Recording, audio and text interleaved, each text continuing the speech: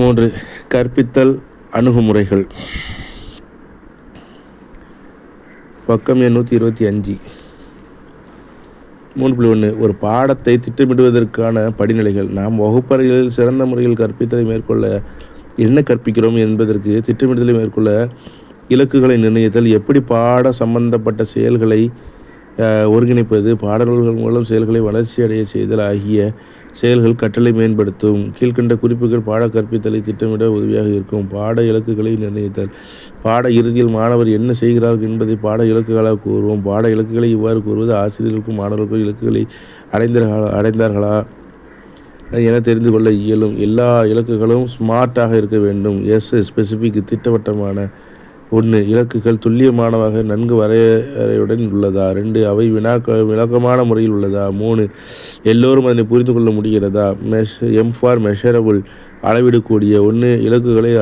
இலக்குகளை அடைந்தான் என்பதற்கு என்ன சாட்சியங்கள் தேவை? 126. 2. இலக்குகள் அடைய பெற்றதா இல்லையா என்பதனை எப்படி உறுதி செய்வது? ஃபார் அச்சீவபிள் அடையக்கூடிய. 1. இலக்குகள் தம்மால் அடையக்கூடிய நிலையில் உள்ளதா? 2. இலக்குகளை அடைய போதிய மூலங்கள் கிடைக்கின்றதா? For realistic அடையக்கூடியது. 1. இலக்குகள் அடையக்கூடியதாக உள்ளதா? 2. உம்முடைய வேலையில் அது எவ்வாறு பொருத்தமாக உள்ளது?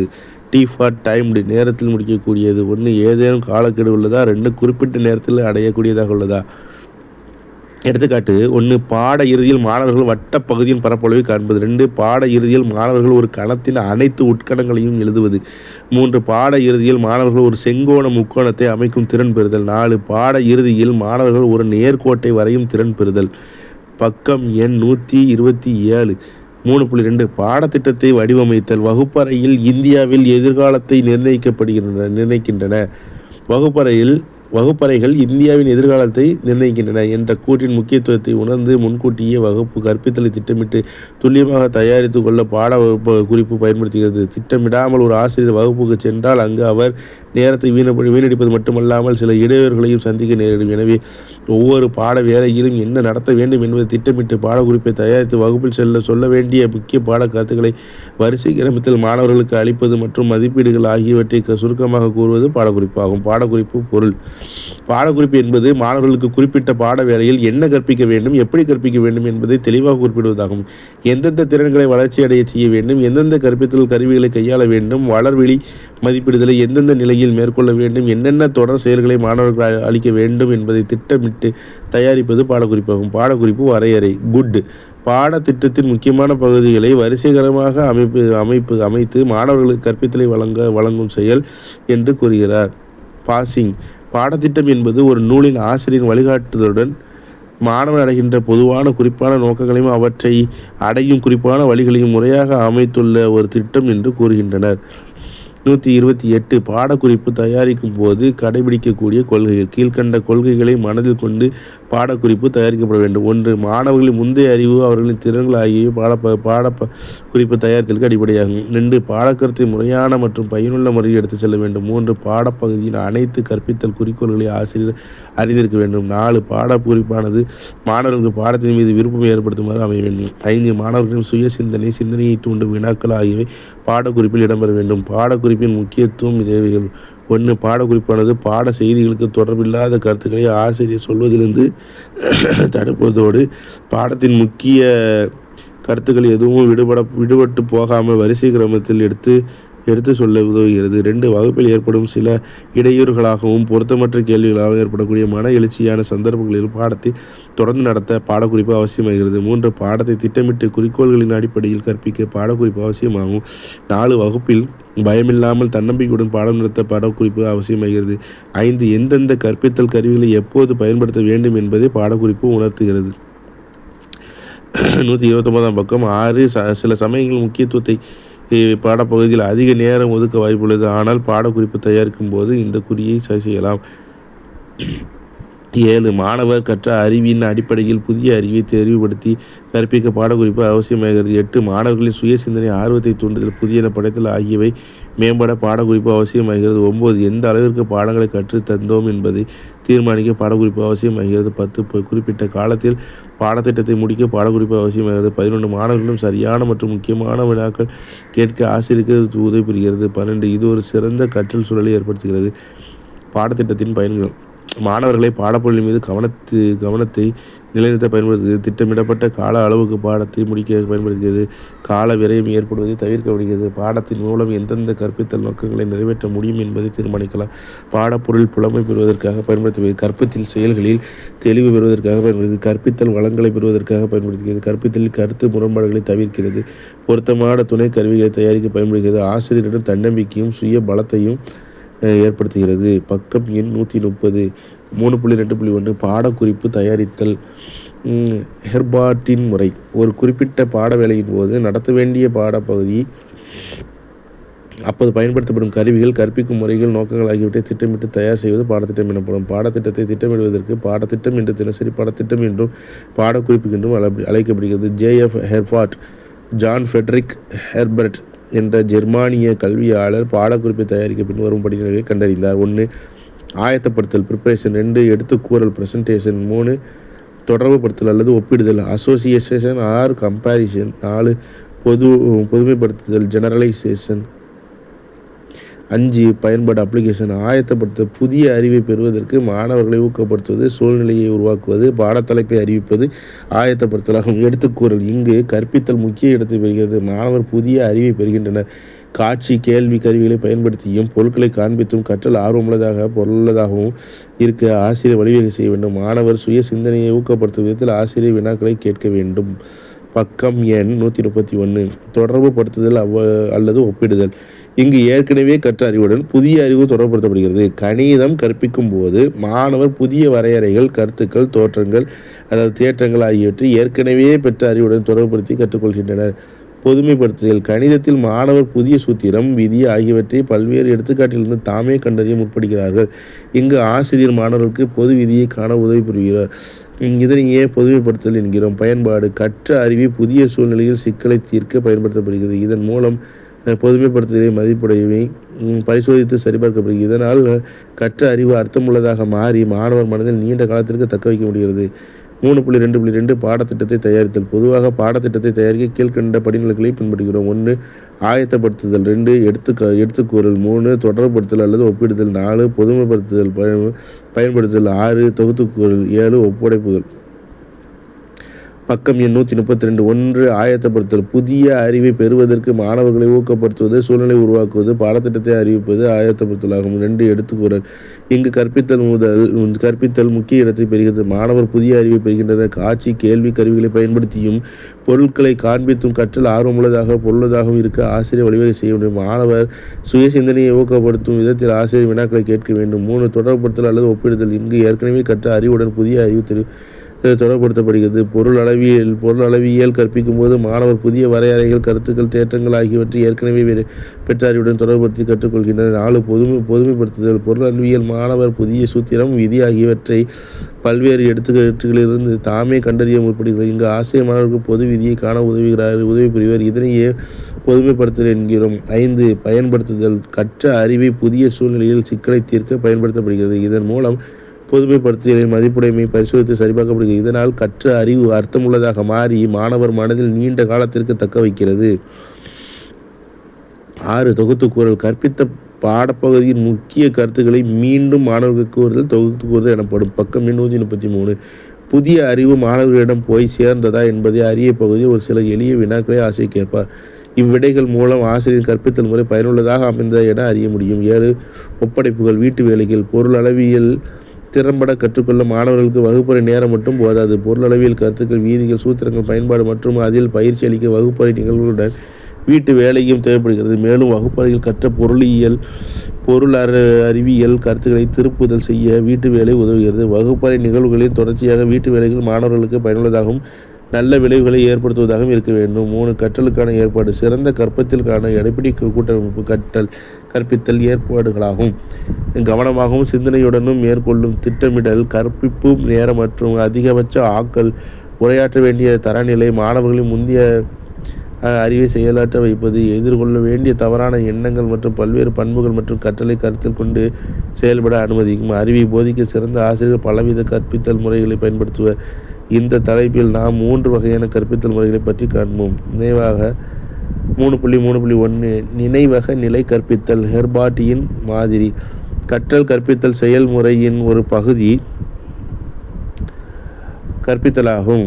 ஒரு சமுதாயத்தின் தேவைக்கு ஏற்ப ஒரு மனப்பான்மையில் குறிப்பிட்ட மாற்றத்தை கற்பித்தல் ஏற்படுத்த வேண்டும். 134. இது மாணவர்களின் கற்றல் திறன்களை மேம்படுத்துவதாக அமைய வேண்டும். மாணவர்களின் நடத்தையில் கற்றல் மாற்றத்தை உண்டாக்க வேண்டும். கற்றல் நிலைகள். நினைவக நிலை, புரிந்து கொள்ளுதல், பிரதிபலிப்பு நிலை. நினைவக நிலை கற்பித்தல் நோக்கங்கள். 1. அறிவு அல்லது தகவலை அளிப்பது, அடையாளம் காணுதல். 2. நினைவிற்கு கொண்டு வருதல் மற்றும் அடையாளம் காணுதல் மூலம் தக்க வைப்பது மற்றும் திரும்ப கூறுவது. இந்த கற்பித்தலில் பாடப்பகுதியில் அளித்தல் மற்றும் அதன் பயிற்சி முக்கியமானதாகும். மாணவனுடைய நினைவாற்றல் மேம்படுத்தும் வகையில் பாடக்கருத்தானது முறையான முறையில் அளிக்கப்படுகிறது. இந்த நிலையில் நினைவிற்கு கொண்டு வருதல் மற்றும் அடையாளம் காணும் ஆகியவை முக்கியமானது.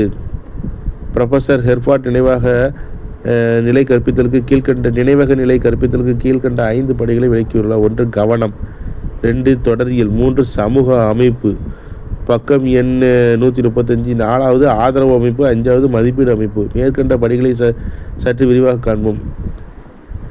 1. கவனம். இங்கு கருத்துக்களை மனனம் செய்தல் மற்றும் கீழ்கண்ட செயல்களுக்கு முக்கியத்துவம் அளிக்கப்படுகிறது. மன அம்சங்களுக்கான பயிற்சி, கருத்துக்கள் பற்றிய அறிவை வழங்குதல், கற்ற கருத்துக்களை தக்க வைத்தல், படித்த பகுதிகளை நினைவிற்கு கொண்டு வருதல் மற்றும் மீண்டும் கூறுதல். அதாவது 2. தொடரியல். ஹெர்பார்ட்டின் தொடரியல் சார்ந்த 5 படிகள் பின்வருமாறு. 1. தயாரித்தல். பாடப்பகுதியில் தொடர்புடைய கருத்துக்களை தயாரிப்பது இப்படி முக்கியமான செயல்பாடாகும். கருத்துக்களை ஆசிரியர் எவ்வாறு அளிப்பது என திட்டமிடுவதும் இங்கு நடைபெறுகிறது. 2. அளித்தல். மாணவர்களின் முந்தைய அறிவை சோதித்து புதிய அறிவு அளிக்கப்படுகிறது. 3. ஒப்பீடு. இந்நிலையில் ஆசிரியர் பழைய கருத்துக்கள் மற்றும் புதிய கருத்துக்கள், அதன் ஒற்றுமைகள் மற்றும் வேறுபாடுகள், இரு பாடங்களுக்கு இடையேயான உறவு முதலியவற்றை ஒப்பீடு செய்ய முற்படுகிறார். பக்கம் எண் 136. 4. பொதுமைப்படுத்துதல். பாடப்பகுதியை நினைத்து பார்க்க மாணவர்களுக்கு சந்தர்ப்பம் அளிக்கப்படுகிறது. மாணவர்கள் சில கொள்கைகளையும் சட்டங்களையும் உருவாக்கி எதிர்கால சூழ்நிலைகளில் அவற்றை பயன்படுத்த முற்படுகின்றனர். 5. பயன்பாடு. கற்ற அறிவை புதிய சூழலில் பயன்படுத்த ஆசிரியர் புதிய சூழலை உருவாக்குகிறார். 3.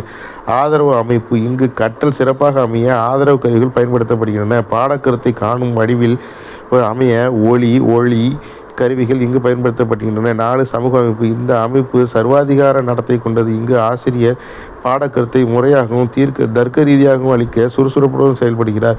கற்பவர்கள் வெறுமனே கேட்பவர்களாக மட்டுமே இருப்பர். இவர்கள் மனப்பாடம் செய்வது மற்றும் அதனை மீண்டும் கூறுவது மற்றும் இவர்களின் செயல்களை இயக்குபவராக ஆசிரியர் இருப்பார். இந்நிலையில் ஆசிரியர் வாய்வழி ஊக்குபவராகவோ அல்லது தண்டனை அளிப்பவராக இருப்பார். கற்பவர் தொடர்ச்சியாக ஊக்குவிக்கப்பட்டாலும் அல்லது வலுவூட்டதாக அமையும் போது மாணவர் சிறந்த முறையில் கற்பர். 5. மதிப்பீடு அமைப்பு. கற்பித்தலின் இலக்குகள் உண்மையை அடைந்ததா என்பதற்கான சாட்சி மதிப்பீடாகும். கற்ற பகுதிகளை மதிப்பிட வழக்கமாக வாய்வழி சோதனைகள் நடத்தப்படும். மாணவர்களின் அறிவை மதிப்பிட நினைவிற்கு கொண்டு வருதல் மற்றும் அடையாளம் காணுதல் போன்ற புறவய சோதனைகள் பயன்படுத்தப்படுகின்றன. பக்கம் எண் 137. நினைவக நிலையின் சிறப்பியல்புகள். இந்த நிலை கற்பித்தல் பாடக்கருத்தை பகுப்பாய்வு செய்து மிக முக்கியமாகும். பாடக்கருத்தை அளிப்பதற்கு மிகுந்த முக்கியத்துவம் அளிக்கப்படுகிறது, ஆனால் மாணவர்களின் அனுபவத்திற்கு முக்கியத்துவம் அளிக்கப்படுவதில்லை. இந்த நிலையில் திட்டவட்டமான மற்றும் முறையான ஒழுங்கில் பாடக்கருத்து அளிக்கப்படுகிறது. பாடக்கருத்தை அளிப்பதில் ஆசிரியர் மிகவும் நெகிழ்வுத்தன்மை கொண்டவராக இருப்பதில்லை. பாடப்பகுதியின் பல்வேறு பிரிவுகள் இயந்திரத்தனமாக கையாளப்படுகிறது. கற்பித்தல் வெளிப்பாடுகள் குறுகிய காலம் கொண்டுள்ளது. ஆசிரியர் மாணவர் இடைவினை மிகவும் குறைந்த நிலையில் இருக்கும். ஆசிரியர் பங்கு. ஆதிக்கம், சுறுசுறுப்பு மற்றும் சர்வாதிகாரம் கொண்டவராக இருப்பார். மாணவர்களுக்கு பயிற்றுவிப்பது, பாடங்களை வழங்குவது, இயக்குவது, கட்டுப்படுத்துவது மற்றும் செயல்திறன்களை மதிப்பீடு செய்பவர் ஆசிரியரே. முன்முயற்சி எடுப்பது, பாடக்கருத்தை வழங்குவது மற்றும் கற்போர் குறிப்பிட்ட பணியை தமக்கு விருப்பமான முறையில் செய்ய வைப்பது ஆசிரியரே. பாடப்பகுதியை தேர்ந்தெடுப்பது, முதல் மாணவர்களை மாணவர்களை மதிப்பீடு செய்யும் வரை அனைத்து கற்றல் கற்பித்தல் செயல்முறையும் ஆசிரியரிடம் இருக்கும். பக்கம் 138. நினைவக நிலை கற்பித்தலின் சிறப்புகள். 1. கீழ்நிலை வகுப்பு மாணவர்களுக்கு பயனுள்ளது. 2. இந்நிலை கற்பித்தலில் ஆசிரியரின் பங்கு மிக முக்கியமானது. பாடப்பகுதியை தேர்ந்தெடுப்பது, செயல்படுத்துவது மற்றும் அவரின் விருப்பப்படி அளிப்பது. 3. நினைவக நிலை கற்பித்தலில் பெற்ற அறிவு எதிர்காலத்தில் அடிப்படையாக அமைகிறது. 4. புரிந்து கொள்ளுதல் மற்றும் பிரதிபலிப்பு நிலை கற்பித்தலுக்கு நினைவக நிலை கற்பித்தல் முதல் படியாக உள்ளது. புரிந்து கொள்ளுதல் நிலை கற்பித்தலுக்கு இது முன் நிபந்தனையாகும். 5. மெதுவாக கற்பவருக்கு இது பயனுள்ளது. நினைவக நிலை கற்பித்தலின் குறைபாடுகள். 1. மாணவர்களின் திறன்களை மேம்படுத்தும் நிலை இங்கு இல்லை. 2. இந்நிலையில் மாணவர்கள் மனப்பாடம் செய்து கற்றுக்கொள்கின்றனர். எனவே மாணவர் பெற்ற அறிவு உண்மை வாழ்க்கை சூழலுக்கு உதவவில்லை. ஏனெனில் மாணவர்களின் திறமைகள் இங்கு மேம்படுத்துவதில்லை. 3. மாணவர்கள் இங்கு கடுமையான ஒழுக்க நெறியோடு வைக்கப்படுகின்றனர். 4. இந்த கற்பித்தலில் அளவிற்கு எந்த முக்கியத்துவம் அளிப்பதில்லை, மேலும் இங்கு ஊக்குவித்தல் இல்லை. 5. வகுப்பில் இடைவினை அறவே இல்லை. 6. மாணவர் மனப்பாடம் செய்து கற்ற பாடப்பொருளை தக்க வைப்பதற்கோ அல்லது சரியாக மீண்டும் கூறவோ எந்த உத்தரவாதமும் இல்லை. பக்கம் எண் 139. 3.3.2 புரிந்து கொள்ளுதல் நிலை கற்பித்தல். மோரிசன் மாதிரி நினைவக நிலை கற்பித்தலை விட புரிந்து கொள்ளுதல் நிலை கற்பித்தல் அதிக தரம் கொண்டுள்ளது. மனத்திறன்களின் பார்வையில் இது மிக பயனுள்ளதாகவும் சிந்தனை மிக்கதாகவும் உள்ளது. இந்த நிலை கற்பித்தலில் ஆசிரியர் மாணவர்களுக்கு கொள்கைகள் மற்றும் கருத்துக்களுக்கு உள்ள தொடர்பை விளக்குவதோடு கொள்கைகள் எவ்வாறு பயன்படுத்துகிறோம் என்பதை கூறுகிறார். இந்த முறையில் மாணவர் பாடப்பகுதியில் முழு அறிவு பெற்று விளங்குகின்றார். மனப்பாடம் செய்ய இங்கு ஊக்குவிப்பதில்லை. புரிந்து கொள்ளுதல் என்ற சொல் புரிந்து கொள்ளுதல் பற்றி பிடித்தல், அதற்கான அறிவு கற்றுக்கொள்வது, விளங்குவது, உச்சரிப்பது முதலிய ஊகிப்பது முதலிய பொருள்படும். Henry C. மோரிசன் புரிந்து கொள்ளுதல்.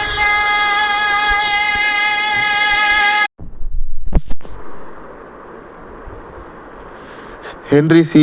மோரிசன் புரிந்து கொள்ளுதல் என்பது மீண்டும் நினைவுக்கு கொண்டு வருவதல்ல என்று தெளிவாக கூறியுள்ளார். இது குறிப்பிட்ட கருத்துக்களிலிருந்து தெரிவிக்கப்பட்ட பொதுமைப்படுத்துதல் அல்ல. எதிர்கால சூழ்நிலையில் எப்படி பயன்படுத்துகிறோம் என்ற நுண்ணறிவை இச்சொல் அளிக்கிறது. எல்லா கற்பித்தலின் வெளிப்பாடு கருத்துக்களை மனப்பாடம் செய்வதில்லை, மாறாக பாடத்தில் புலமை பெறுவதாகும் என மோரிசன் தெளிவாக கூறியுள்ளார். புரிந்து கொள்ளுதல் நிலை கற்பித்தலின் முக்கிய அமைப்பாளர் மோரிசன் ஆவார். நோக்கங்கள். 1.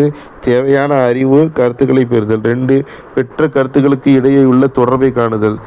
மோரிசன் தன் கற்பித்தலுக்கு கீழ்கண்ட 5 படிகளை விவரித்துள்ளார். 1. ஆய்வு. 2. அளித்தல். 3. ஒருங்கிணைப்பு. பக்கம் எண் 140. 4. அமைப்பு. 5. ஒப்பித்தல். மேலேயுள்ள படிகளை சற்று விரிவாக காண்போம். 1. ஆய்வு. இந்த படியில் ஆசிரியர் மாணவனின் நுழைவு நிலையும் நடத்தையை முன்னறிவு அறிந்து கொள்வர். 2. அளித்தல். பாடக்கருத்தின் கண்ணோட்டம் அளிக்கப்படும், மேலும் அழகின் முழு அமைப்பு மாணவர்களுடன் விவாதிக்கப்படும். 3. ஒருங்கிணைப்பு. இந்த படியில் மாணவர் பாடக்கருத்தை ஆழமாக படிப்பார், மேலும் அளிக்கப்பட்ட பாடங்களை அவர்களின் உள்நிலைக்கு தொடர்புபடுத்துவார். 4. அமைப்பு. ஆசிரியரின் துணையின்றி பெற்ற அறிவை முறையான முறையில் எடுத்து கூறுவார். 5. ஒப்புவித்தல். இந்த படி மாணவர் படித்த பாடப்பகுதி அவரின் வாய்மொழி வெளிப்பாட்டுடன் தொடர்புபடுத்தப்படும். எல்லா பாடக்கருத்தும் இங்கு கொண்டு வரப்படும். மோரிசனின் கற்பித்தல் வடிவம். மோரிசனின் கற்பித்தல் திட்டம் கீழ்கண்ட படிநிலைகளை கொண்டுள்ளது. முன் சோதனை. 2. கற்பித்தல். 3. கற்பித்தலின் முடிவை சோதித்தல். 4. கற்பித்தல் செயல்முறைகள் மாற்றுதல் மற்றும் பக்கம் 141. 5. மாணவர் பாடப்பகுதியில் முழு புலமை பெறும் வரை கற்பித்தலும் சோதனையும் தொடருதல். பாடப்பகுதி மற்றும் அதனை அளிக்கும் முறை. புரிந்து கொள்ளுதல் நிலை கற்பித்தலில் பாடக்கருத்தானது புரிந்து கொள்ளும் வகையில் முறையான மற்றும் மிகவும் கட்டமைக்கப்பட்ட விதத்தில் அமைப்பு ரீதியாக அளிக்கப்படுகிறது.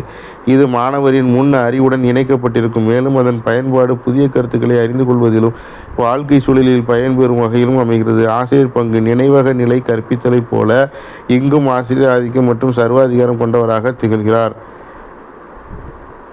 இந்நிலையில் கற்பித்தல் பாடக்கருத்தை சார்ந்து அமைவதால் ஆசிரியர் தன் முழு கவனத்தையும் செலுத்தி தன் மாணவர்களுக்கு பாடக்கருத்தை அளிப்பதுடன் தேவையான புரிந்து கொள்ளுதல் நோக்கங்களுடன் அறிவாற்றல் நோக்கங்களையும் அளிக்கிறார். வெறுமனே மனப்பாடம் செய்வதை தவிர்த்து மாணவர்கள் தங்கள் பாடப்பகுதியில் புலமை பெற்றவராக மாற்ற வேண்டும் என்பதில் கவனமாக இருக்கிறார். சொற்பொழிவு, செயல் விளக்கம் அல்லது விளக்கங்கள், கேள்வி பதில் முறை, பகுப்பாய்வு முறை, தொகுப்பாய்வு முறை போன்ற பல கற்பித்தல் முறைகளை புரிந்து கொள்ளுதல் நிலையில் ஆசிரியர் பயன்படுத்துகிறார். மதிப்பீடு. நன்றாக திட்டமிட்டபடி வாய்வழி எழுத்துமுறை மற்றும் செயல்முறை தேர்வுகள் வகுப்பறையிலும் வகுப்பறைக்கு வெளியிலும் நடத்தப்படுகின்றன. எனினும் மாணவனின் பகுப்பாய்வு திறன் தொகுப்பாய்வு மற்றும் பொதுமைப்படுத்தப்பட்ட கொள்கைகளுடன் புதிய கருத்துக்களை வரவழைத்தல் மற்றும் 142ஆம் பக்கம். சிக்கல்களை புதிய முறையில் தீர்த்தல் ஆகியவற்றிற்கு முக்கியத்துவம் அளிக்கப்படுகிறது. புரிந்து கொள்ளுதல். நிலை கற்பித்தலின் நன்மைகள். 1. இந்நிலை கற்பித்தலில் மாணவர்கள் தங்கள் சிந்தனை திறமைகளை பயன்படுத்துகின்றனர். 2. இந்நிலை கற்பித்தலில் பெற்ற அறிவு பிரதிபலிப்பு நிலையும் கற்பித்தலுக்கு அடிப்படையாக அமைகிறது. 3. இங்கு ஆசிரியர் தம் மாணவர்களுக்கு பாடக்கருத்தை முறையான முறையில் அளிக்க ஏற்பாடு செய்கிறார். பெறப்பட்ட புதிய அறிவானது ஏற்கனவே பெற்ற அறிவுடன் தொடர்படுத்தப்படுகிறது. 4. இங்கு மாணவர்கள் மனப்பாடம் செய்து கற்றுக்கொள்வதில்லை, கருத்துக்களையும் தகவலையும் புரிந்து கொள்வதுடன் அதன் பயன்பாட்டையும் நோக்கத்தையும் அறிந்து கொள்கின்றனர். புரிந்து கொள்ளும் நிலை கற்பித்தலின் குறைபாடுகள். 1. இந்நிலை கற்பித்தல் பாட மைய முறையாகும். எனவே ஆசிரியர் மற்றும் மாணவரிடையே இடைவிலை இல்லை. 2. இந்நிலை கற்பித்தலில் பாடப்பகுதியில் புலமை பெறுவதை மட்டும் வலியுறுத்துகிறது. 3. உயர் அறிவாற்றல் திறன்கள் இங்கு கவனிக்கப்படுவதில்லை. 3.3.3 பிரதிபலிப்பு நிலை கற்பித்தல். பிக்கி மற்றும் ஹண்ட் மாதிரி கற்றல் கற்பித்தல் செயல்பாடுகளில் பிரதிபலிப்பு நிலை கற்பித்தல் உயர்நிலை கற்பித்தலாகும். பிரதிபலிப்பு கற்பித்தலின் முக்கிய அமைப்பாளர் ஹண்ட் ஆவார். பிரதிபலிப்பு நிலை கற்பித்தல் மனனம் செய்தல், கருத்துக்களை புரிந்து கொள்ளுதல் மற்றும் அதன் பயன்பாட்டை அறிதல் ஆகியவற்றை மட்டும் சார்ந்தது இல்லை. இது உயர் மன செயல்பாட்டை பயன்படுத்துமாறு கோருகிறது. அவை பகுத்தறிவு, சிந்தனை, கருத்துக்களை பகுப்பாய்தல், கற்பனை, யோசனைகள் மற்றும் எண்ணங்கள். கற்பவர் புதிய உட்பார்வை மூலம் சிக்கலை தீர்ப்பார், புதியன கண்டுபிடிப்பார், அறிவாற்றல் பகுதியை ஆராய்வார், பெறப்பட்ட உண்மைகளை சோதிப்பார் மற்றும் மறு சோதிப்பார். இந்த கற்பித்தல் நிலை அடிப்படையாக அறிவியல் முறையை கொண்டு அமைகிறது. நோக்கங்கள். 1. சிக்கலை தீர்ப்பதில் உட்பார்வை மேம்படுத்துதல். 2. பகுத்தறிவு மற்றும் விமர்சன சிந்தனையை மேம்படுத்தல். 3. சுயமாக சிந்தித்தல் மற்றும் முடிவெடுத்தல் திறன்களை மேம்படுத்துதல். பிரதிபலிப்பு நிலை கற்பித்தலின் மாதிரி. பிரதிபலிப்பு நிலை கற்பித்தலுக்கு ஹண்ட் கீழ்கண்ட படிகளை உருவாக்கினார். அவை 1. கவனம். சிக்கல் தீர்ப்பதில் மேம்படுத்துதல், விமர்சனம் மற்றும் ஆக்கப்பூர்வமான சுதந்திரமான அசல் சிந்தனை. பி. தொடரியல் படிகள். 1. சிக்கல் சார்ந்த சூழலை உருவாக்குதல். 2. கருத்துக்களை உருவாக்குதல். 3. கருத்துக்களை சரிபார்த்தல். 4. தரவு சேகரிப்பு. 5. கருத்துக்களை சோதித்தல். சி. சமூக அமைப்பு. இங்கு மாணவர் முதன்மை இடத்தை பிடிக்கிறார், ஆசிரியருக்கு 2ஆம் இடம். டி. ஆதரவு அமைப்பு. புறநிலை சோதனை இங்கு பயன்படுத்தப்படுவதில்லை, கட்டுரை வினா சோதனை இங்கு பயன்படுத்தப்படுகிறது. மனப்பான்மைகள், நம்பிக்கைகள் மற்றும் ஈடுபாடு ஆகியவை மதிப்பிடப்படுகிறது. பிரதிபலிப்பு நிலை கற்பித்தலின் சிறப்பு இயல்புகள். இது ஒரு உயர்நிலை கற்பித்தலாகும். இது ஒரு சிக்கல் மைய கற்பித்தல் அணுகுமுறையாகும். சிக்கல் தீர்ப்பதில் மாணவர் ஆராய்ச்சி அணுகுமுறையை பயன்படுத்துவதாக கருதப்படுகிறது. வகுப்பறை சூழல் சுதந்திரமாக உள்ளது. கற்பவர் சுய ஊக்குவித்தல் மற்றும் சுறுசுறுப்பாக உள்ளார். இது படைப்பு திறன்களின் வளர்ச்சிக்கு வழிவகுக்கிறது. வாழ்க்கையில் ஏற்படும் சிக்கல்களை மாணவர்கள் பகுத்தறிவு, தர்க்கம் மற்றும் கற்பனை திறன் கொண்டு தீர்த்து மகிழ்ச்சியாக வாழ்வார்கள். பக்கம் எண் 145. மதிப்பீட்டிற்கு கட்டுரை வினா சோதனைகள் நடைபெறுகின்றன. மனப்பான்மைகள், நம்பிக்கை மற்றும் ஈடுபாடு ஆகியவற்றை மதிப்பிடப்படுகிறது. மாணவர் கற்றலுக்கு தெளிவான இலக்குகள். பிரதிபலிப்பு நிலை கற்பித்தல் முறைகள். சிக்கல் தீர்க்கும் முறை, திட்டங்கள் ஆய்வு செய்யும் முறை, பட்டறிவுகள் முறை, பரிசோதனை முறை, விசாரணை சார்ந்த முறை, பகுப்பாய்வு முறை. பிரதிபலிப்பு நிலை கற்பித்தலின் நன்மைகள். இந்த நிலை கற்பித்தலானது ஆசிரியர் மைய முறையோ அல்லது பாட மைய முறையோ அல்ல, இது கற்பவர் மைய முறையாகும். 2. ஆசிரியர் மற்றும் மாணவரிடையே இங்கு இடைவெளி நடைபெறுகிறது. 3. பிரதிபலிப்பு நிலை கற்பித்தலானது மேல்நிலை வகுப்புகளுக்கு உகந்ததாகும். 4. நினைவக நிலை அல்லது புரிந்து கொள்ளுதல் நிலையை விட இந்நிலை கற்பித்தலானது சிந்தனை மிக்கதாகவும் பயனுள்ளதாகவும் அமைகிறது. 5. இம்முறையானது திறன் கொண்ட குழந்தைகளுக்கு மிகவும் பயனுள்ளதாக அமைகிறது. 146. பிரதிபலிப்பு நிலை கற்பித்தலின் குறைகள்.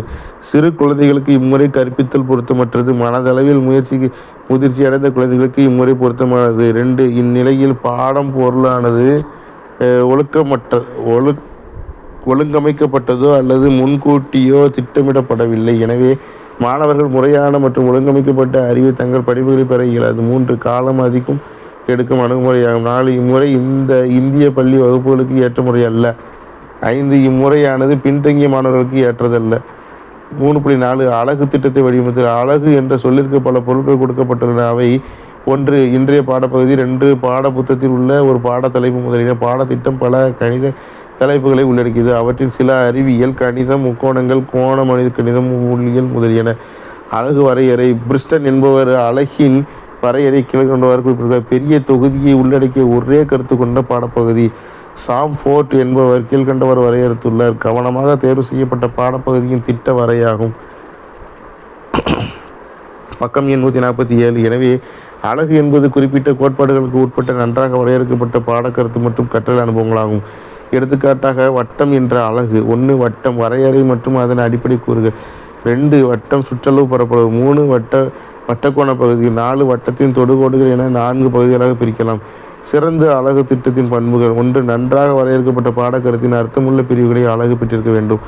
2 கற்பித்தல் நோக்கங்கள் அலகில் தெளிவாக குறிப்பிட வேண்டும். 3 மாணவர்கள் இதுவரை காணாத புதிய அனுபவங்களையும் அறிவாற்றலையும் கொண்டிருக்க வேண்டும். 4 மாணவர்களின் தனியால் கற்றல் வேறுபாடுகளை நிவர்த்தி செய்வதாக அமைய வேண்டும். 5 ஒவ்வொரு அலகும் நீண்டதாகவோ அல்லது குறைவானதாகவோ அமையாமல் சராசரியாக அமைய வேண்டும். 6 மாணவர்களின் ஆர்வத்தை பெறும் வகையில் அலகின் பாடப்பொருள் சராசரியாக இருக்க வேண்டும். பாடத்திட்டத்தினை அலகுகளாக பிரித்தல் படிவம்.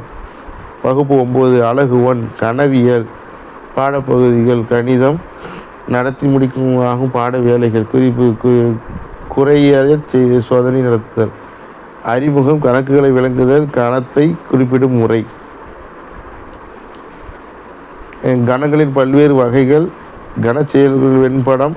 அறிமுகம் முக்கோணவியல் விகிதங்கள், சில சிறப்பு கோணங்களில் முக்கோணவியல் விகிதங்கள், நிரப்பு கோணங்கள், முக்கோணவியல் அட்டவணையை பயன்படுத்தும் முறை. ஆசிரியர் கையொப்பம். கணித பாடத்தினை அளவுகளாக ஒவ்வொரு அலகினையும் சில பாடப்பகுதிகளாக பிரித்து ஒவ்வொரு பாடப்பகுதியும் கற்பித்தல் திட்டம் தயாரித்து அதற்காக ஒதுக்கிய காலத்திற்குள் கற்பித்து முடிக்க வேண்டும். அலகு திட்டத்தை திட்டமிடல். பாடப்பொருளை கற்பிக்க திட்டமிடும் செயல்கள், கற்பித்தல் முறைகள், இலக்குகளின் மதிப்பீடு, குறைகள் கண்டறிந்து களைதல் ஆகிய அனைத்து முயற்சிகளின் தொகுப்பே அலகு திட்டம் என்கிறோம். ஒரு அலகின் பாடப்பகுதி சில சிறப்பு கோணங்களின் முக்கோணவியல் விகிதங்கள். வரிசையின் 1 30 டிகிரி 60 டிகிரிக்கான முக்கோணவியல் விகிதங்கள்.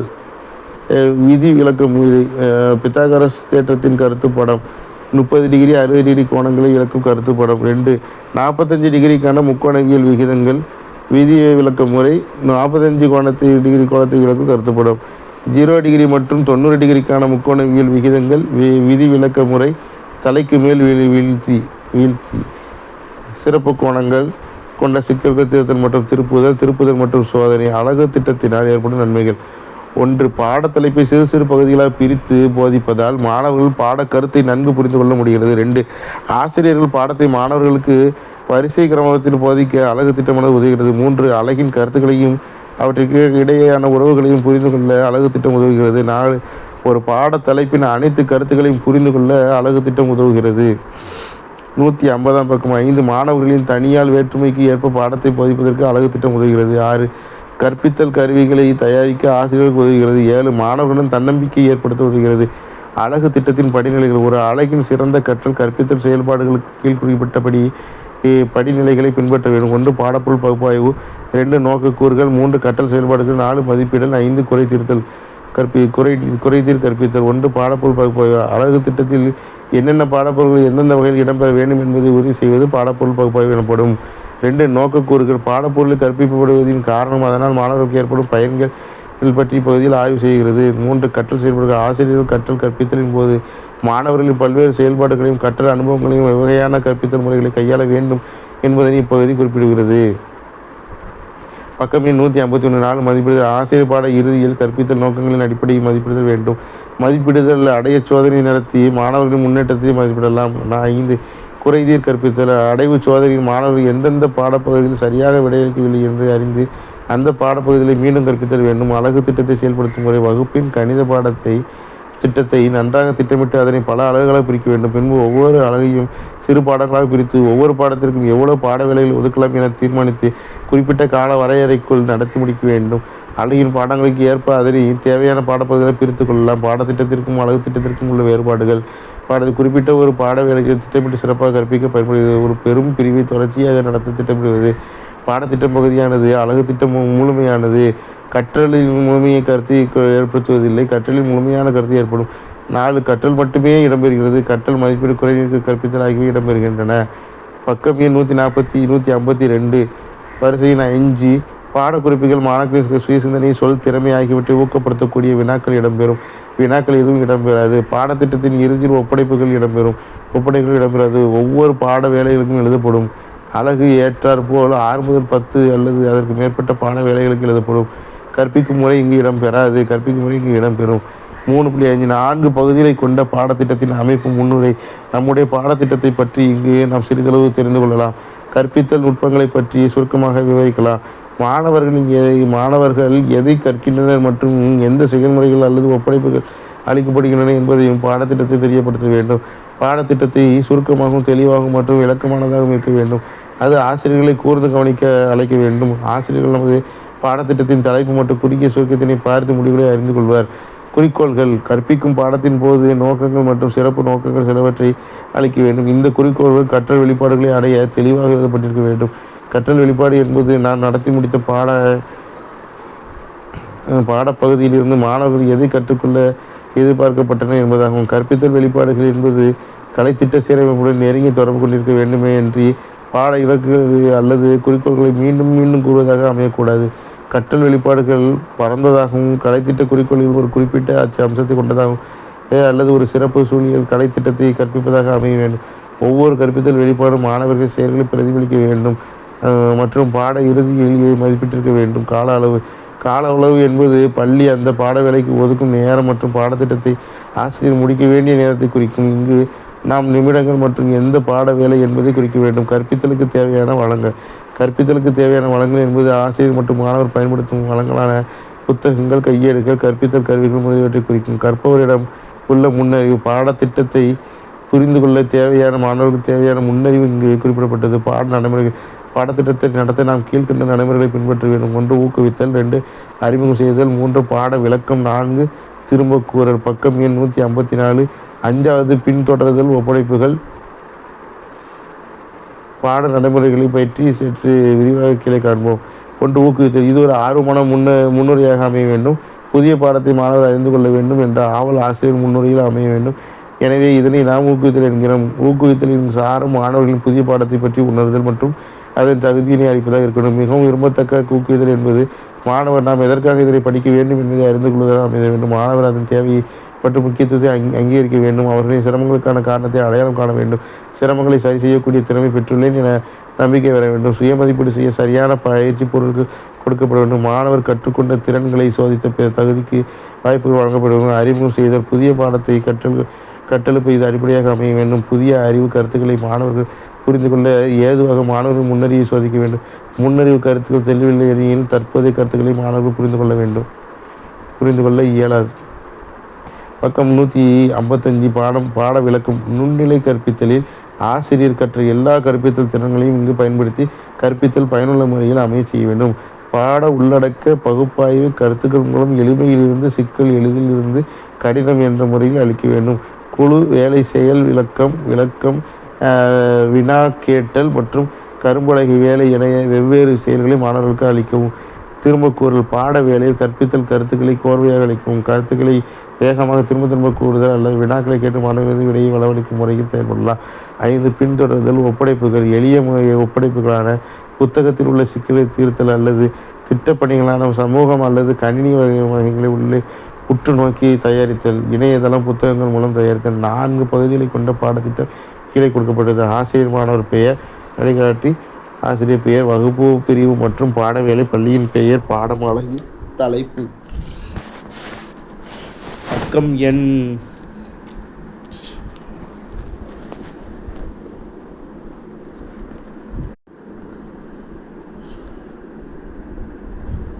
156. தேதி, கால அளவு, மாணவர் எண்ணிக்கை, கற்பித்தல் நோக்கங்கள். தலைப்பின் கற்றல் நோக்கங்களை குறிப்பிடுகிறது. அதாவது பாட இறுதியில் மாணவன் என்ன அறிந்து கொள்கிறான். தேவையான வள மூலங்கள். எடுத்துக்கொண்ட பாடத்தின் தலைப்பின் விவரிக்க தேவையான கற்பித்தல் கருவிகளை குறிப்பிடுக.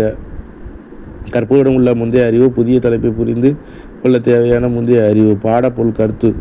புதிய அறிவை பெற ஆயத்தப்படுத்துதல். பாடத்தொடர்ச்சி. தனித்தனி திரும்ப கூறுதல். நடத்தை கூறுகள் மற்றும் நோக்கங்கள். சிறிய, பார்க்க இயல்கின்ற மற்றும் அளவிடக்கூடிய நோக்கங்களுக்கு நடத்தை கூறுகளாகவும் இவை கற்றல் வெளிப்பாடுகளை கொண்டிருக்க வேண்டும். கற்றல் செயல்கள். ஆசிரியர் கற்பவர்கள் அனுபவங்கள். கற்றல் செயல்கள் என்பது வகுப்பில் நடைபெறும் எல்லா செயல், எதிர்ச்செயல் மற்றும் பயிற்சியை குறிக்கும். இந்த பகுதியில் நோக்கங்களை எய்த ஆசிரியர் மாணவர் செயல்கள் அமையும். பாடப்பொருள் கருத்து மற்றும் கற்றல் அனுபவங்களை கொண்டு இப்பகுதியில் வினாக்கள் படிப்படியாக வினவப்படும். பின்தொடர் செயல்கள். நடத்தி முடிக்கப்பட்ட பாடப்பகுதியில் வீட்டு வேலை ஒப்படைத்தல், அளித்தல். 3.6 மாதிரி பாடக்குறிப்பு. மாதிரி பாடக்குறிப்பு 1. ஆசிரியர் மாணவர் வழிகாட்டி. ஆசிரியர் வகுப்பு 10B. 2வது பாடவேளை. பள்ளியின் பெயர், பாடம், கணிதம், அலகு, அளவியல், தலைப்பு, உருளையின் மொத்த பரப்பளவு. மாணவர் உருளையின் மொத்த பரப்பளவு காணும் முறையை அறிந்து கொள்வது. 2வது உருளையின் மொத்த பரப்பளவு காணும் முறையை புரிந்து கொள்வது. 3வது புதிய சூழலில் அறிவாற்றலையும் புரிந்து கொள்ளுதலையும் பயன்படுத்தி வினாவை தீர்க்கும் திறன் பெறுவது. 4 உருளையை வரையும் திறன் பெறுதல். 5 உருளை ஆராய்ச்சி மனப்பான்படி அணுகுதல். 6 கொடுக்கப்பட்ட வினாவை விருப்பத்துடன் தீர்க்க முயற்படுதல். 7 உருளையின் பரப்பிற்கு மொத்த பரப்பிற்கும் உள்ள வேறுபாட்டை கூறுதல். 8 சொல்வகை விவரங்களை குறியீட்டு வடிவில் எழுதுதல். 9 உருளையை திருத்தமாக வரைதல். 10 வினாவை சரியான முறையில் தீர்த்தல். தேவையான வள மூலங்கள் 158ஆம் பக்கம். 1 சதுரம், செவ்வகம், முக்கோணம், வட்டம் முதலிய உருவங்களின் மாதிரிகள். 4 2 கனசதுரம், கோளம், உருளையின் மாதிரிகள். 3 உருளையின் வரை பரப்பளவுக்கு சமமான செவ்வகத்தால். 4 உருளையின் வரைபட அட்டை. கற்பவரின் உள்ள முந்தைய அறிவு. 1 தள மற்றும் திண்ம உருவங்களை பற்றிய அறிவு. 2 வட்டம் மற்றும் செவ்வகத்தின் பரப்பளவு. பாடப்பொருள் ஆயத்தப்படுத்துதல், நினைவு கொண்டு வருதல். ஆசிரியர் சில வடிவங்களை உருவங்களை காண்பித்து முந்தைய அறிவை சோதித்தல். மேஜை மீது வைக்கப்பட்டுள்ள உருவங்களின் பெயர்களை கூறுக. ஒப்பு நோக்கல். ஆசிரியர் வினாக்களை வினவுதல். இந்த உருவங்களுக்கு 2 பரிமாணங்கள் உள்ளன. இந்த உருவங்களுக்கு எத்தனை பரிமாணங்கள் உள்ளன? நினைவுக்கு கொண்டு வருதல். இவை 2 தள உருவங்கள் எனப்படும். இந்த உருவங்களை தாய் எப்படி அழைக்கலாம்? இந்த உருவங்களை நாம் எப்படி அழைக்கலாம்? நினைவுக்கு கொண்டு வருதல். கனசதுரம், கோளம், உருளை. மேஜை மீது உள்ள திண்ம உருவங்களுக்கு பெயர் என்ன? பக்கம் 159. ஓய்வு நோக்கல். ஆசிரியர் வினாக்கள் விளைவுதல். இந்த உருவங்கள் முப்பரிமாணங்கள் கொண்டவை. இந்த உருவங்களுக்கு எத்தனை பரிமாணங்கள் உள்ளன? நினைவுக்கு கொண்டு வருதல். இந்த பொருட்களை நாம் திண்ம பொருட்கள் என்கிறோம். இந்த பொருட்களை நாம் பொதுவாக எப்படி அழைக்கலாம்? நினைவுக்கு கொண்டு வருதல். ஆசிரியர் சில பொருட்களை காண்பித்து அதில் உள்ள உருளை வடிவ பொருட்களை தேர்ந்தெடுத்து எனக்கு கூறல். பென்சில், டியூப்லைட், பெயிண்ட் டப்பா. பாடத்தலைப்பை அறிமுகம் செய்தல். இன்று நாம் உருளையின் மொத்த பரப்பளவு காணும் முறையினை பார்ப்போம் என கூறி தலைப்பை கரும்பலகையில் எழுதுதல். உருளைக்கு 2 சமதளங்கள் வட்ட வடிவில் ஒன்றுக்கொன்று இணையாக இருக்கும். ஒவ்வொன்றும் உருளையின் அடிப்பக்கம் எனப்படும். அடிப்பக்கங்களின் மையங்களை சேகரிக்கும் கோட்டுத்துண்டு உருளையின் அச்சு எனப்படும். இந்த அச்சு அடிப்பக்கங்களுக்கு செங்குத்தாக அமைந்தால் இதனை நேர் உருளை என்கிறோம். விவரித்தல். ஆசிரியர் நேர் உருளையின் பொருளை மாணவர்கள் விளக்குதல். நேர் உருளை என்றால் என்ன? பக்கம் 160. பாடப்பொருள் நடத்தி ஒப்பு நோக்குதல். உருளை வடிவ மாதிரியை காண்பித்து உருளையின் தளங்கள் ஆசிரியர் விளக்குதல். உருளைக்கு 3 தளங்கள் உள்ளன. அவை மேல் பக்கம், கீழ்ப்பக்கம், வலைப்பக்கம். உருளைக்கு எத்தனை தளங்கள் உள்ளன? அவை உருளையின் மொத்த பரப்பளவு. தொடர்பை ஏற்படுத்தல். உருளையை காண்பித்து மாணவர்களை வினா கேட்டல். உருளையின் மொத்த பரப்பளவு = உருளையின் வலை பரப்பளவு ப்ளஸ் உருளையின் மேல் பரப்பளவு ப்ளஸ் உருளையின் கீழ் பரப்பளவு. உருளையின் மொத்த பரப்பளவு எப்படி காணலாம்? அறிவு பெறுதல். வரைபட அட்டையில் வரைந்த உருளை வடிவத்தை காண்பித்து விளக்குகிறார். உருளையின் உயரம் மற்றும் ஆரம் என்ன? தொடர்பு காணல். ஒரு செவ்வக தாளை எடுத்து உருளையின் வலைபரப்புக்கு சமமாக வைத்து காண்பிக்கிறார். உருளையின் வலைபரப்பு செவ்வகத்தின் பரப்பளவுக்கு சமமாகிறது. உருளையின் வலைபரப்பளவு எதற்கும் சமமாக உள்ளது?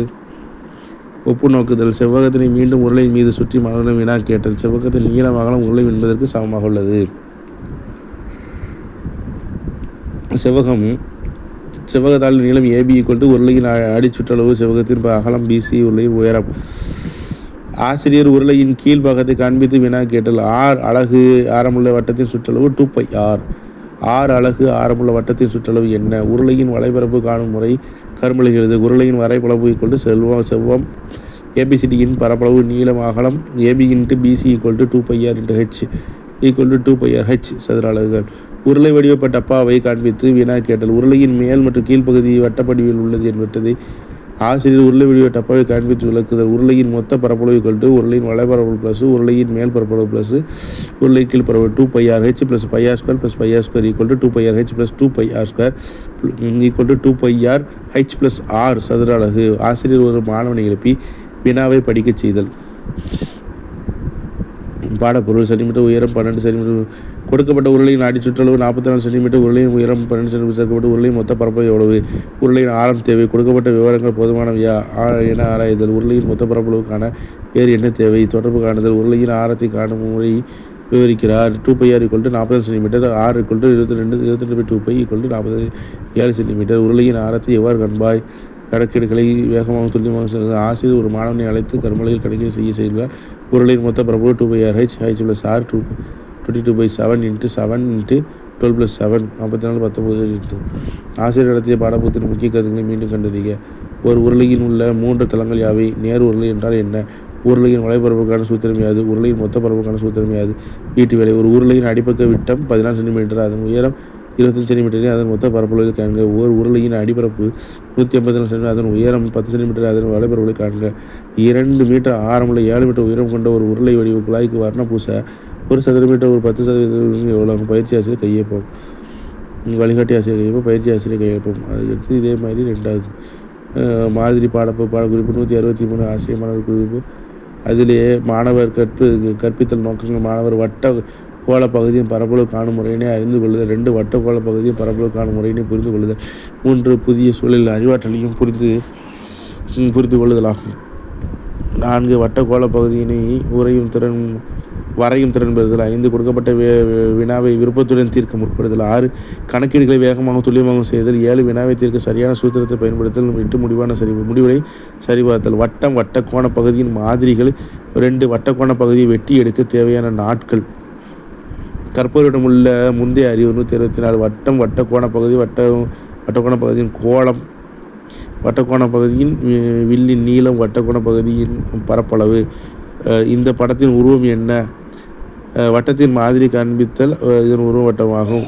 வட்ட உருவம் மேற்கொண்ட சில எடுத்துக்காட்டுகளை கூறுக. தட்டு, வளையல் முதலியன. வட்டக்கோண பகுதி என்றால் என்ன? வட்டக்கோண பகுதியில் காண்பித்தல். வட்டக்கோண பகுதியின் பரப்பளவுக்கான என்னென்ன ஆய்வுகள் தேவை? வட்டக்கோண பகுதியின் மைய கோணமும் ஆரம். மையக்கோணம் என்றால் என்ன? மாதிரியை காண்பித்து விளக்குதல். ஆசிரியர் கரும்பலகையில் வட்டம் வரைந்து வட்டக்கோண பகுதியை குறித்தல். கரும்பலகையில் வரையப்பட்டுள்ள வட்டத்தின் மைய கோணத்தை குறியீடு மூலம் எவ்வாறு குறிப்பாய்? Angle D angle ABD. பக்கம் 165. மதிப்பீடு. கொடுக்கப்பட்ட வட்டத்தாளில் 5 சென்டிமீட்டர் ஆரம்புள்ள வட்டம் வரைந்து அதிலிருந்து ஒரு வட்டக்கோண பகுதியை வெட்டியெடு. மாணவர் வட்டக்கோண பகுதியை வெட்டி எடுக்கும் திறன் பெறுதல். வட்டக்கோண பகுதியில் பரப்பளவிற்கான சூத்திரம் யாது? A=d/360πr². வட்டக்கோண பகுதியில் வில்லின் நீளம் காண உதவும் சூத்திரம் யாது? 1=d/362πr. வட்டக்கோண பகுதியின் பரப்பளவு வில்லின் நீளம் வழியாக கூற வேண்டுமானால் அதனை எவ்வாறு மாற்றி அமைக்கலாம்? A=d/360πr/r/2. வட்டக்கோண பகுதியின் மேற்பரப்பளவை இப்போது எவ்வாறு கூறலாம்? மாணவர் சிந்தனை தூண்டு. A=1/2. LR மூலம் பெறப்பட்ட வட்டக்கோண பகுதியின் பரப்பளவு சூத்திரம் எல்லா வட்டக்கோண பகுதியிலும் பொருந்துமா? பொருந்தாது. ஆம். ஒரு வட்டக்கோண பகுதியின் பரப்பளவு 240 சதுர மீட்டர். அந்த மையக்கோணம் 180 டிகிரி எனில் வட்டக்கோண பகுதியின் வில்லின் நீளம் மற்றும் ஆரத்தை காண்க. வினாவில் கொடுக்கப்பட்டுள்ள அளவு சூத்திரத்தில் மதிப்பீடு. ஆரின் மதிப்பு காண. A=245, B=250 degree. வட்டக்கோண பகுதியின் வில்லின் நீளம் மற்றும் ஆரம் காண. 166 பாடப்பொருள் நடந்தது. A=360πr², π=240π, 180π260πr². ஈட்டுவிலை. ஒரு வட்டக்கோண பகுதியின் வில்லின் நீளம், அதன் ஆரம். ஒரு வட்டக்கோண பகுதியின் மைய கோணம் 140 டிகிரி, அதன் ஆரம் 9 சென்டிமீட்டர், அதன் வில்லின் நீளம் காண்க. அதே மாதிரி கற்பித்து மாணவர் இருபக்க அளவும் மூலையும் மற்றும் கொடுக்கப்பட்டிருந்தால் இணைகரம் வரையும் முறையை அறிந்து கொள்ளுதல். இருபக்க அளவும் மூளை விட்டம் கொடுக்கப்பட்டிருந்தால் இணைகரம் வரையும் முறையை புரிந்து கொள்ளுதல். அறிவாற்றலையும் புரிந்து கொள்ளுமையும் பயன்படுத்தி வினாவை தீர்க்கும் திறன் பெறுதல். கொடுக்கப்பட்ட வினாவை விருப்பத்துடன் தீர்த்து முடிவுறுத்தல். இணைகரத்தை ஆராய்ச்சி மனப்பான்மையோடு அணுகுதல். இணைகரத்தை விருப்பத்துடன் வரைதல். தேவையான வளமூலம். முக்கோணம், நாற்கரம், பலகோணம் முதலிய உருவங்களின் மாதிரிகள். வடிவியல் பெட்டி. Geometry box. 168 கற்பதில் உள்ள முந்தைய அறிவு. இணைகரத்தின் பண்புகள். முக்கோணம் மற்றும் நாற்கரம் வரையும் முறை. ஆசிரியர் முக்கோணம், நாற்கரங்கள், பல கோணங்கள் உருவங்களை மாதிரி காண்பித்தல். ஒரு மாணவன் நாற்கரங்களை மட்டும் தனியாக எடுக்கிறார். ஆசிரியர் மாணவனை அழைத்த நாற்கரங்கள் இணைகரத்தை தனியாக எடுக்க செய்தல். இணைகரமானது இரு சர்வசமபக்க முக்கோணம் கொண்டுள்ளது. இரு ஜோடி எதிர்கோணங்கள். செவ்வகம், சதுரமும் இணைகரங்கள் என ஆசிரியர் உருவங்களை காட்டி விளக்குதல். செவ்வகமும் சதுரமும் இணைக்கரங்களாகும். ஆசிரியர் செவ்வகம் மற்றும் சதுரத்தின் மாதிரிகளை காண்பது. செவ்வகம் வரைய 2 அளவுகள் தேவை. சதுரம் வரைய 1 அளவு போதும்.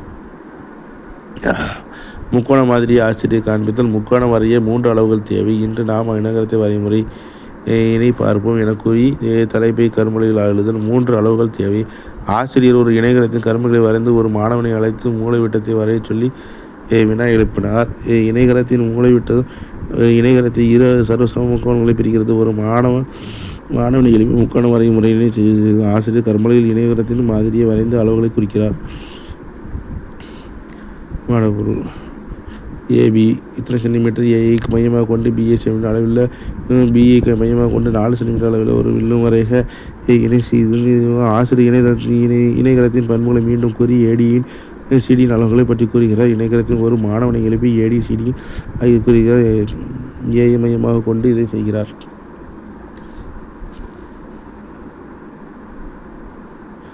இதே போன்று 4வது பயிற்சி 1 பின்ன எண்களை கூடுதல் காணும் அறிவு பெறுதல். பின்ன எண்களின் கூடுதலை புரிந்து கொள்ளுதல். அறிவாற்றல் மற்றும் புரிந்து கொள்ளுதலை பயன்படுத்தி புதிய சூழ்நிலை பின்ன கூடுதல் கணக்கீடுகளை வேகமாகவும் துல்லியமாகவும் செய்தல். முடிவினை சரிபார்த்தல். தேவையான வளமூலங்கள் பின்ன எண்களை காட்டும் கருத்துப்படம். கற்பவரில் உள்ள முந்தைய அறிவு. இதன் மூலம் பின்தொடர் செயல்கள் சுருக்கு கருத்து 1 3/8 + 4/5 + 1/2.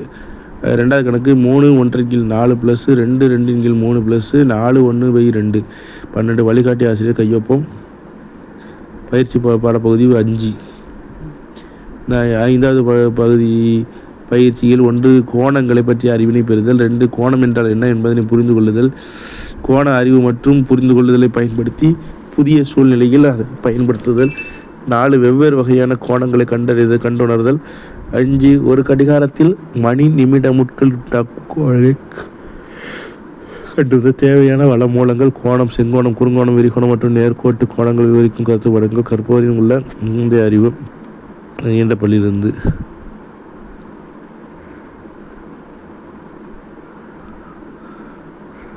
பின்தொடர் செயல்கள். விரி கோணங்களை ஏதேனும் 2ஐ எழுதுக. கீழ்கண்ட படத்தில் உள்ள கோணங்களை எழுதி அவை எவ்வகை கோணங்கள் என்றும் குறிப்பிடுக. வழிகாட்டிய திருப்புதல் வினாக்கள். பாடத்திட்டம் வரையறு. பாடத்திட்டத்தின் தேவை மற்றும் முக்கியத்துவத்தை விவரி. பாடத்திட்டம் தயாரிக்க பயன்படுத்தும் படிநிலைகளை விவரிக்க. நினைவக நிலை கற்பித்தலை விவரி. அதன் நிறை குறைகளை எழுதுக. புரிந்து கொள்ளுதல் பற்றி நிலை கற்பித்தலை விவரி. அதன் நிறை குறைகளை எழுதுக. பிரதிபலிப்பு நிலை கற்பித்தலை விவரி. அதன் நிறை குறைகளை எழுதுக. 6 அலகு திட்டம் என்பதன் வரையறு. 6 நிலைத்திட்டம் என்பதனை வரையறு. ஒரு அலகு திட்டத்தை செயல்படுத்த பின்பற்ற வேண்டிய படிநிலைகளை விளக்குக. அதன் நிறைகளை எழுதுக. அலகு திட்டத்திற்கு பாடத்திட்டத்திற்கும் உள்ள வேறுபாடுகள். 4 பகுதிகளை கொண்ட பாடத்திட்டத்தின் அமைப்பை விவரி. 9ஆம் வகுப்பு மாணவர்களுக்கான கணித பாட தலைப்பிற்கு பாடத்திட்டம் தயாரிக்க. 8ஆம் வகுப்பு மாணவர்களுக்கான கணித பாடத்திற்கு தலைப்பு பாடத்திட்டம் தயாரிக்க. 4வது யூனிட் கற்பித்தல் முறைகள்.